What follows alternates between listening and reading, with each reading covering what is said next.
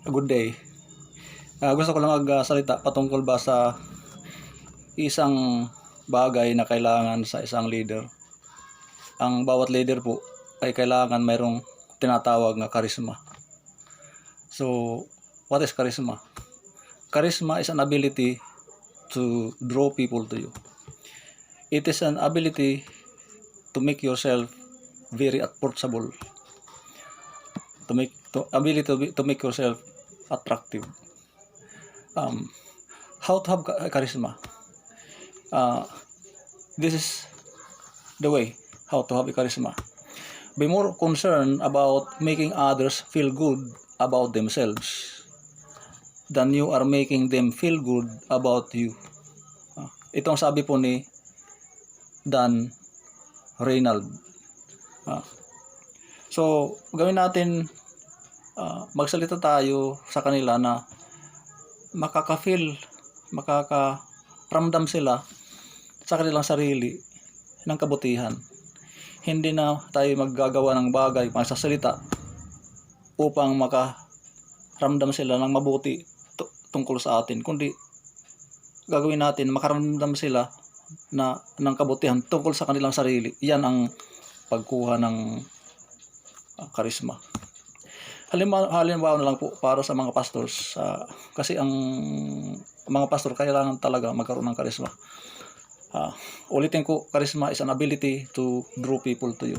It's an ability to make yourself very approachable. Kailangan mahilig ka mag-appreciate sa iba. Ito po mga kaibigan, na hadlangan yung pag-appreciate natin sa iba dahil sa kanilang mga negatives sa kanilang buhay. Pero kahit man mayroon silang negative sa kanilang buhay, mayroon silang tinatawag na positive. Magkapares kasi yan. Kahit maraming negative sa buhay niya, marami siyang failures, pero mayroon naman mga kaibigan, mayroon naman mga positive sa buhay nila. So, upang ang tao na yun ay maging magandang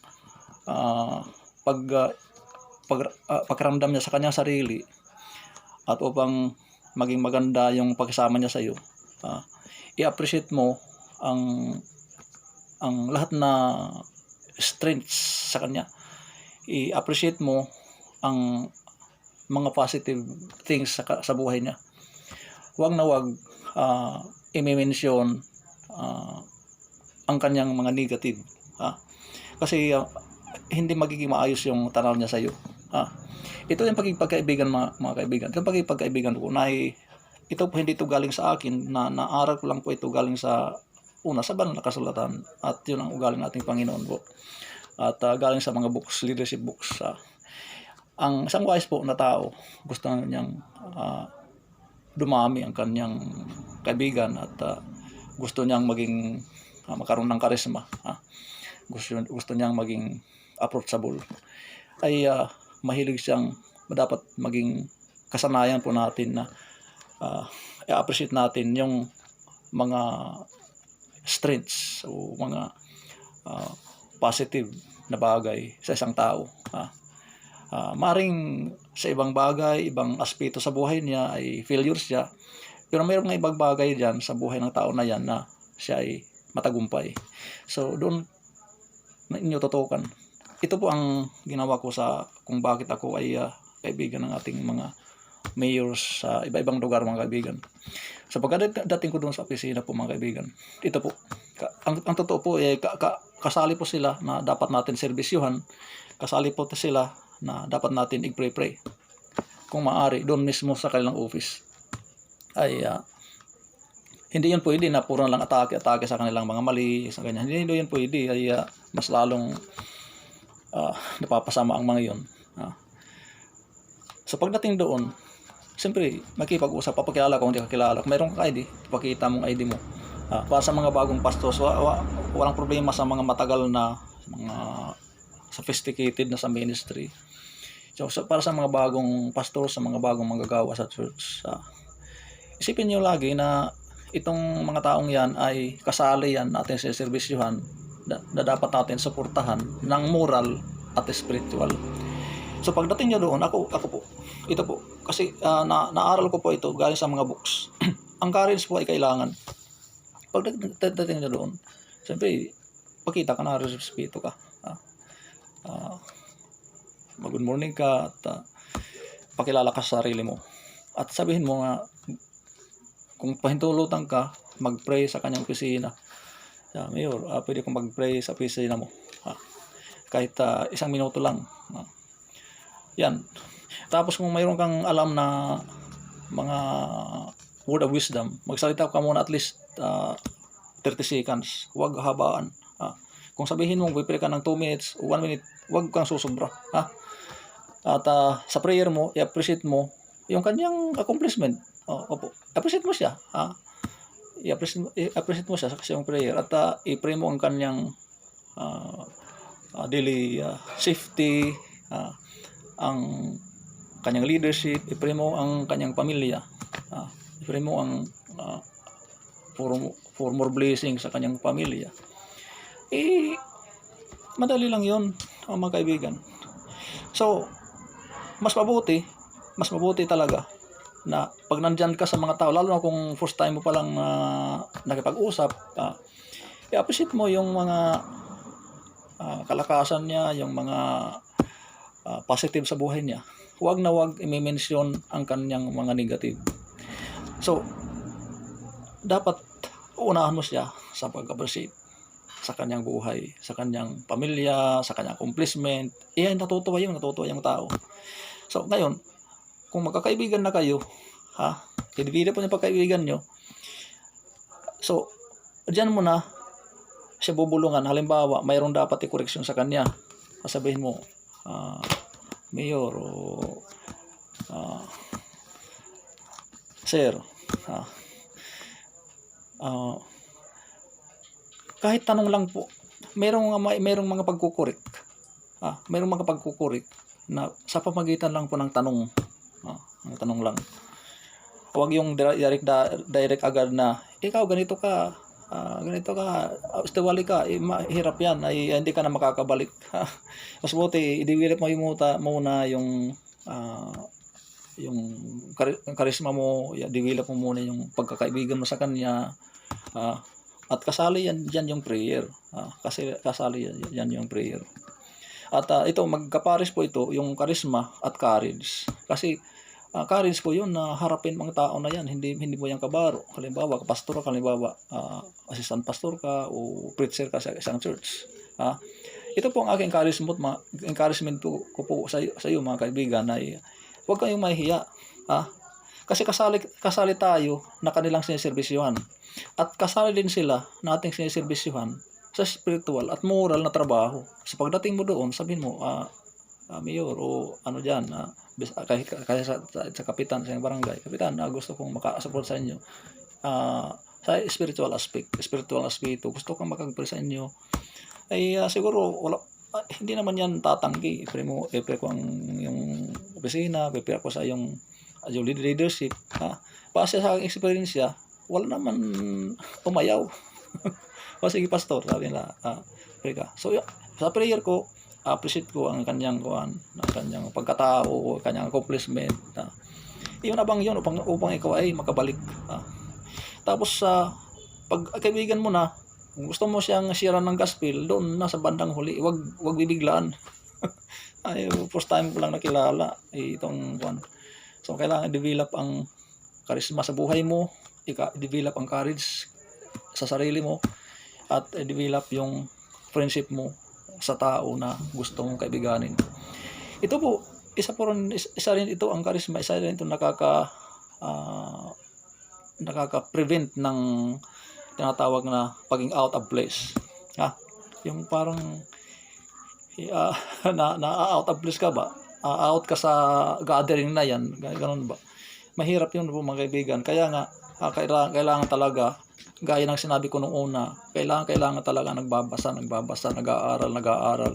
Kasi sa aking observation, ito 55 years old na po ako. Base sa aking observation, itong mga out of place na mga tao, itong mga tao ba na kulang sa kaalaman at walang courage, walang karisma, walang courage na makipag-usap. Ito po, mayroong definition dito ni John Maxwell nitong courage.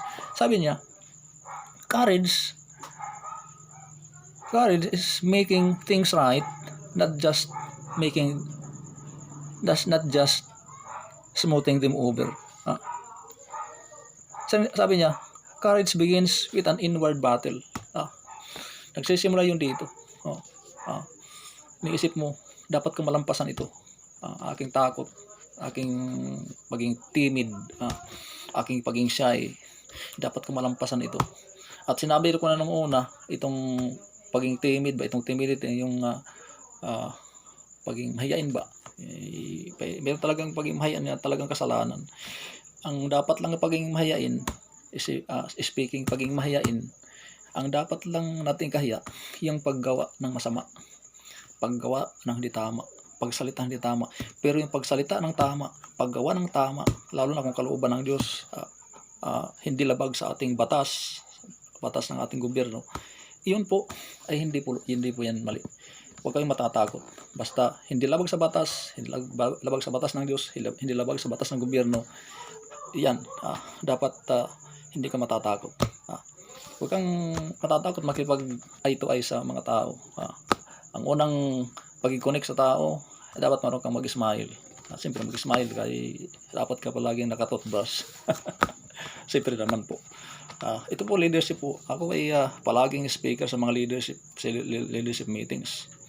At sa awa ng Panginoon, ako po ay mayroon ng mga alam. Hindi man na masabi ko na master na po ako, pero marami na pong akong alam na kaalaman dito sa buhay isang leader, galing sa mga libro, galing sa experience ng ibang mga leaders, mga kaibigan. So ulitin ko, ang isa na kailangan sa isang leader, yung tinatawag na charisma, yung ability to draw people to you, yung ability na ikaw ay magiging mas approachable, yung ability na ikaw ay mas magiging attractive na leader. Mayroong isang speaker sa leadership training noon, sabi niya, a leader is like a lady.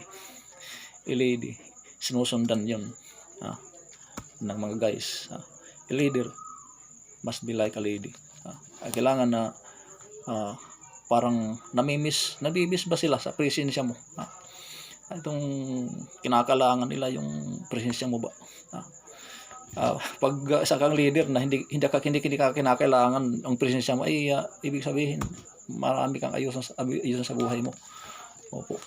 Isa dito po mga kaibigan, ulitin ko, ang charisma ay kailangan sa isang leader. Charisma is an ability to draw people to you. It's an ability to make yourself very approachable and also likable. How to have a charisma? Sabi dito, be more concerned about making others feel good about themselves than you are. Ulitin ko, sabi dito kay Maxwell, itong si Maxwell po, ito isang leader sa Amerika na maharap ito sa mga leadership trainings sa base sa aking search sa buhay niya, sa leadership niya. Humaharap na ito ng 60,000 people dito sa Amerika. Isa itong successful talaga na isang leader, ng spiritual leader sa Amerika. Sabi niya, be more concerned about making others feel good about themselves than you are making them feel good about yourself. Hindi pala ito. Yung libro niya, doon ko nabasa ito. Pero ang may kasabihan nito, ito po si Dan Reynald. Ikinot lang niya. Basta doon yun sa libro niya. Doon sa blog niya na ang title ay the 21 indispensable qualities of a leader. Malaki po ang itutulong ng mga leadership books para sa aking mga kapupastor, mga bago pa lang, mga bagong workers, magbasa pa kayo.